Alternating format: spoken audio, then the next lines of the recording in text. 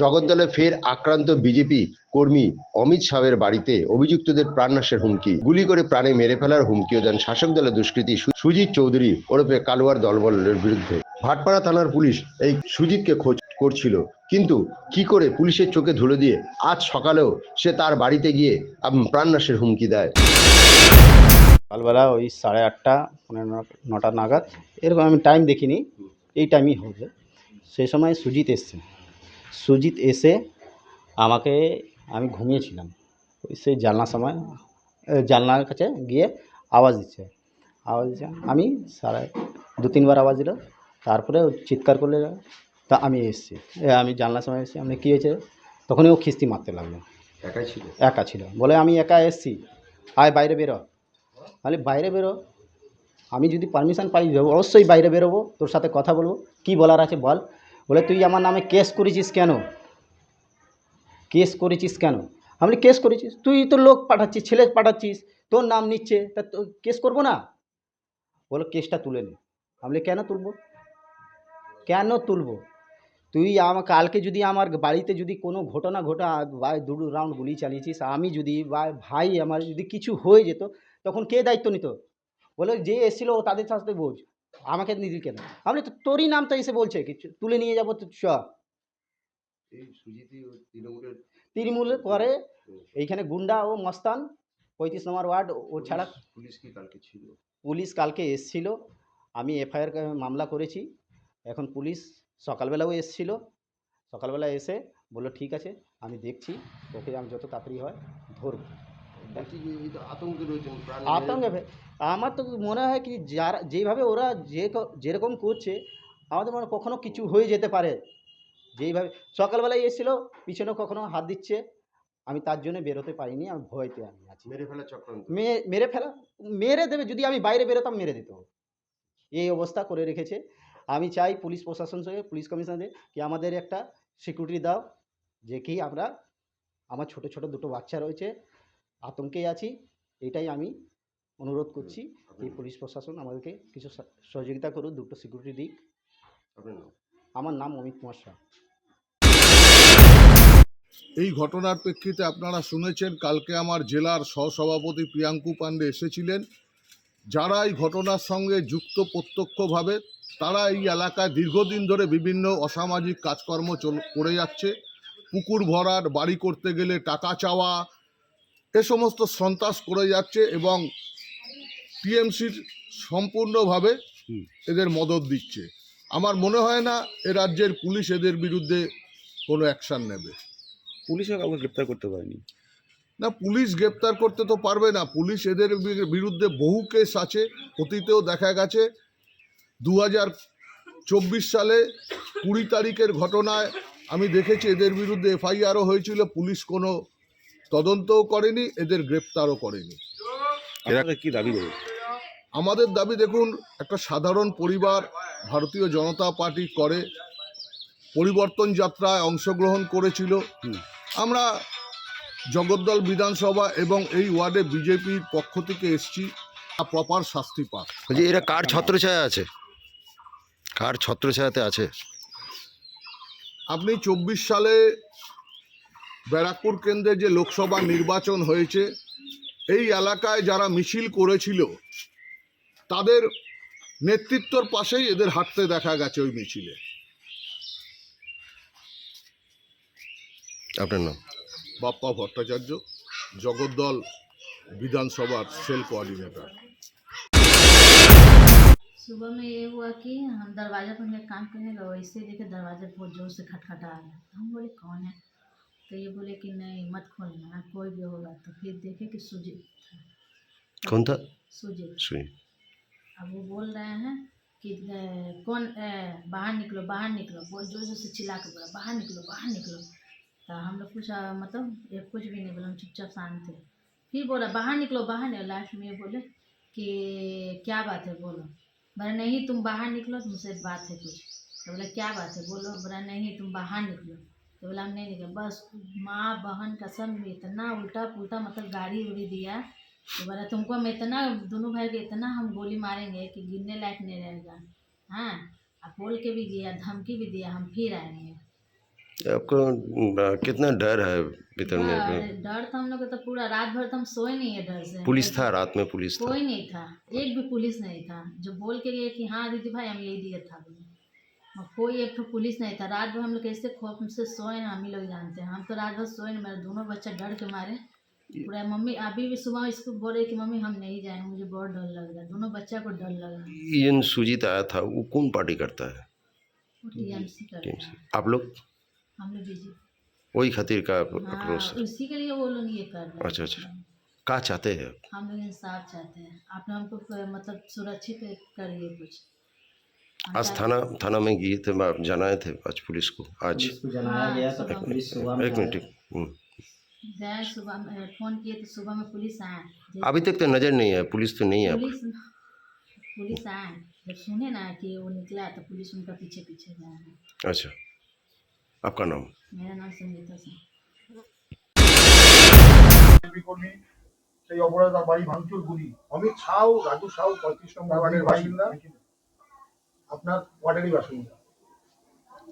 এখন এই যে খবরটা বলছেন এটা একদমই ভুল যে কেউ পরিবর্তন যাত্রায় গেছে তার জন্য তার বাড়ি ভাঙচুর হয়েছে, এই কথাটা পুরোটাই ভিত্তিহীন। তার কারণ হচ্ছে যে ছেলেটির বাড়িতে ভাঙচুরের ঘটনাটা আমার কাছে খবর আছে, সেই ছেলেটি গুলি চালানোর ঘটনাটাও একেবারেই বানানো গল্প হচ্ছে। তার কারণ হচ্ছে ওই বাড়িতে যে একটুখানি খবর আছে ভাঙচুরটুকু হয়েছে, সেটা তাও ওর নিজের দলেরই লোকজন হতে পারে। তার কারণ হচ্ছে যে ছেলেটির নাম করছেন আপনারা, যেমন মনুয়া সাউ, সে নিজেই 2021 সালে খুনের আসামি। তার কারণ ওখানে সিকান্দার দাস নামে একজনকে গুলি চালিয়ে তিনি জেলে গেছিলেন এবং জেল থেকে বেল পেয়েছিলেন পরে, অনেক পরে। তারপরে আবার এই নতুন ঘটনা, যেখানে এই ছেলেটি বিজেপির সংকল্প যাত্রা কিংবা কোনো যাত্রাতে যেতেই পারে, তার ব্যক্তিগত স্বাধীনতা আছে। তৃণমূলের লোক তারা তো তাদের মতো বলতেই পারে, তাদের এখন কি বলছে না বলছে তারা না বুঝে বলছে, গল্প তৈরি করার স্বার্থে বলছে। কিন্তু এই গল্প টিকবে না, কারণ এলাকার সমস্ত মানুষ জানে ওখানে যদি গুলি চলতো তাহলে আশেপাশে যে সমস্ত মানুষ রয়েছেন বসবাসকারী, তারাও এটা নিয়ে বিরক্ত হতেন এবং আমাদের জানাতেন। এরকম কোনো ঘটনা নেই। যেটুখানি ঘটনা হয়েছে সেটা হচ্ছে সম্পূর্ণ এদের যে একটা র্যাকেট আছে, সেই র্যাকেটের নিজস্ব সমস্যা, নিজস্ব লড়াই।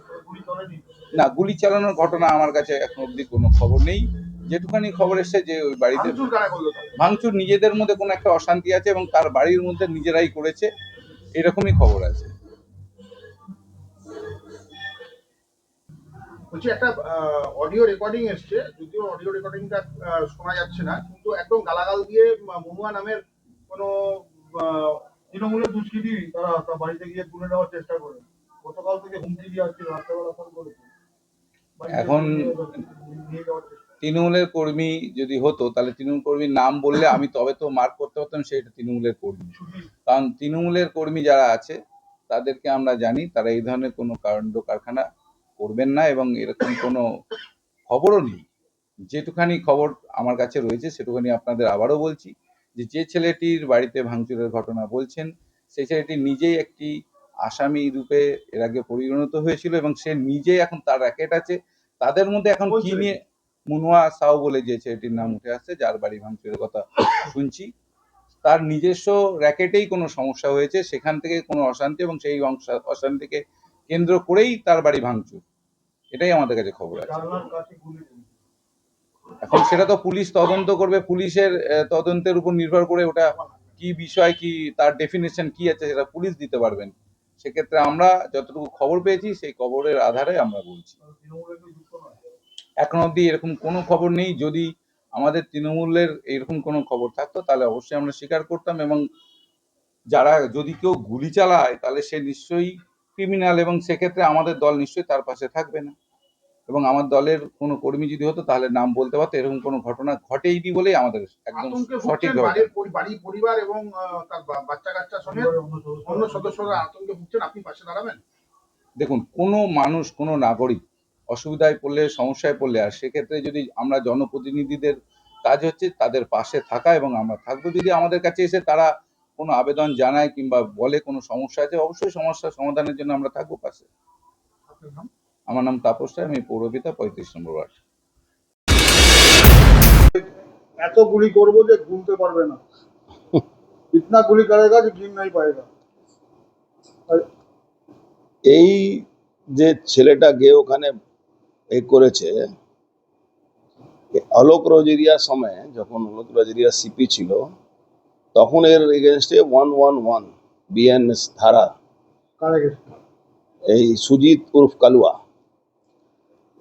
এর উপরে এই কেসটা করে এর ওয়ারেন্ট বেরিয়েছে, এফসকন্ডার আছে, আবার থানায় গিয়ে বসে থাকে। এখন তারা সত্য এফসকন্ডার আছে 111, যেখানে মানে প্রায় এই কেসে 1 বছর কোনো বেল হয় না, সেখানে এর 111 বিএনএস ধারার উপরে এফসকন্ডার আছে কাগজ কলমে, পুলিশ ধরছে না। এখানে ওই রোয়াচোর যে দলে বিধায়ক, একে দিয়ে তোলাবাজি করায়। ওখানে 35 নম্বর ওয়ার্ডে এ কেউ বাড়ি বানাক, কেউ কিছু করুক, একে পয়সা দিতে হবে। পুরো ওই এলাকা, এই যে বড় ভাইয়ের সঙ্গে গন্ডগোল, বড় ভাইকে তো এরই মারধর করেছে। তো এমন একটা বিষাক্ত জিনিস তৈরি করেছে লোকাল থানা মদতে। লোকাল থানা আবার রোজ আর্মস ধরে, আবার যে আর্মস দিয়ে গুলি চলে তাকে ধরতে পারে না। আর্মস ধরে ওই দোকানদারদের থেকে ধরে, যারা বিক্রি টিক্রি করে তাদেরকে, বা নিজে কিনেও দিতে পারে, কিন্তু গুলি যে চালাচ্ছে তাকে ধরতে পারে না। তো পরিস্থিতি এমন জায়গা আছে, বিজেপি কর্মী আছে, পরিবর্তন সভা গেছিল, তার উপরে হামলা হয়েছে। পুলিশ যদি তার ব্যবস্থা না নেয়, তাহলে বুঝবে পুলিশ আমাদের কি আছে। গুলি চালিয়েছে, পুলিশ শুনতে পাচ্ছে না, গুলি করব গিনতে পারবে না এই কথা বলছে পরের দিন এসে, তারপরেও পুলিশ ধরেনি। এর জবাব কিন্তু পুলিশকে দিতে হবে। কেন্দ্রীয় বাহিনী ঘুরে বেড়াচ্ছে, তা সত্ত্বেও দেখুন, কেন্দ্রীয় বাহিনীকে তো এরা ছোট জগন্নাথ বানিয়ে রেখে দিয়েছে। একটা এএসআই কেন্দ্রীয় বাহিনীকে নিয়ে ঘুরছে কোথায়? যেখানে কোনো ঝামেলা নেই, রাস্তায় করে ছবি তুলে যাচ্ছে, যেখানে ক্রিমিনাল বসবাস আছে। কোনো ক্রিমিনালকে ধরছে? ইলেকশন কমিশনকে আমি জানিয়েছি, আমি এখনই টুইট করেছি, ইলেকশন কমিশনকে তত্ত্বাবধানে নিয়ে এসেছি। কোন বিষয়টা ঠিক? এই গুলি চালিয়েছে, তার আগে গুলি চালিয়েছিল, আজকে গিয়ে ওর বাড়িতে হামলা করে, সব ভিডিও আমাদের কাছে আছে, আমরা আপলোড করে ইলেকশন কমিশনকে ইন্টারফিয়ারেন্স জন্য আবেদন করেছি, ইমিডিয়েট অ্যারেস্ট করাবার জন্য। কেন? এখন অলরেডি এসআইআর হয়ে গেছে, তাহলে ইলেকশন কমিশনের আন্ডারে চলে গেছে ম্যাটারটা। ইমিডিয়েট ওকে গ্রেপ্তার করতে হবে, উচিত সজা দিতে হবে। আর যদি না করে, তা আমাদের খুব তাড়াহুড়া নেই। ক্রিমিনালকে কিভাবে ব্যবস্থা নিতে হবে আমরা জানি। কমিশন কোনো ব্যবস্থা নেই। কমিশনকে জানিয়েছি। কমিশন ব্যবস্থা না থেকে বিজেপিকে চুরি করে বসে আছে নাকি? আমরা চুপ করে তামাশা দেবো? আমরা ওয়েট করছি 2-3 দিন, দেখি কি করে। পরিবার আতঙ্কে দেখুন, গুলি চললে পরিবার আতঙ্ক ভুগতে, যদি আতঙ্কিত থাকতো তাহলে বিজেপি করতো না। ও জানে বিজেপি করলে এইসব হবে, আর তার জবাব দেওয়ার জন্য তারা রেডি থাকবে। এর জবাবও পাবে, পুলিশ যদি না ধরে জবাব পাবে। আমি তো বারবার পুলিশকে বলি, পুলিশ যদি অ্যাকশন নেয় কোনো ঝামেলা হবে না। পুলিশ যদি অ্যাকশন নেয়, তার কাউন্টার যদি হবে, তখন পুলিশ তার দায়িত্ব নেবে। সাহস তো পুলিশের সঙ্গে, ও তো থানায় বসে থাকে, ও তো থানায় বসে থাকে। 111 বিএনএস আসামি, এফসকন্ডার আসামি থানায় বসে থাকে। কি বলছেন? থানার কিছু অফিসাররা তাদেরকে হিস্সা দেয়, জানেন তো আপনারা।